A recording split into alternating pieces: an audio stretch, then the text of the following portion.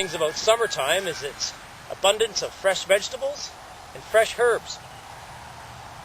This sweet basil is a good way to get away from the old standard tomato sauce that you use on pasta. Throw a little variety into it. Show you how simple it is. No matter what kind of pasta you're cooking, if you're just using regular tomato-based pasta sauce or spaghetti sauce, it's always just going to kind of taste the same. Pesto is a little bit different thing you can try, and all it takes is some fresh basil. If you don't grow your own, you can get it at the farmer's market or the grocery store. Some olive oil, garlic, and some Parmesan cheese. Now traditionally, pesto would contain pine nuts or some substitute like walnuts or something in it, and a few other little ingredients. They put a coarse salt in it to make grinding it up better. Basically, pesto just means pounded or ground, so pretty much any paste kind of sauce that you grind up yourself is a type of pesto, really. Traditionally, it's come back to being this kind of a sweet basil and garlic paste for your pasta, or sometimes they put a spoonful of it in the middle of vegetable soup. This simpler version is actually called pistou, and it's the main four basic ingredients, which is the olive oil, the garlic, the sweet basil, and the grated Parmesan cheese. And that's what we're going to work on today, because it's simpler, and we'll get to it right now. Traditionally, the pesto was ground up in a mortar and pestle. Get the connection there? And they put in a little coarse salt to give it a kind of a grinding agent there. And we're going to try that today, but you don't have to. You can use a food processor or something as simple as your chopper unit here. Chopped up.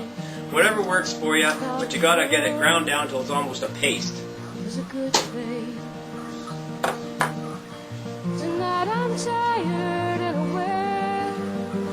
I'm just cooking up a small batch of pasta today, so I'm only going to be using a bit of the ingredients just to make enough for dinner tonight. If you're cooking for a large group, you're going to want to get more of this together, but I'll show you the basic ingredients anyways. First of all, we're going to grind that up. Because I'm doing this with the mortar and pestle, I'm going to add just a little bit of coarse salt to this to give it a grinding agent.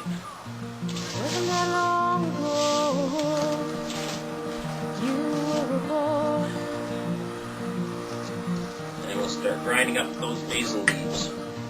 You had sand between your fingers, and that was joy. This much is in it. Once you got your basil leaves mashed up pretty good in there, Tonight you add some olive oil, 2 tablespoons, and we're going to chop up our garlic, and we're going to add a bunch of that. You were always like You can probably chop it up as fine or as coarse as you like. It's looking pretty good to me. And we're going to add that in and mash it all up. kiss me, take me back when we And at this point, we're going to add in the Parmesan as well. 2 tablespoons of that. And keep making our paste. And there you have a basic pistou, or basic pesto.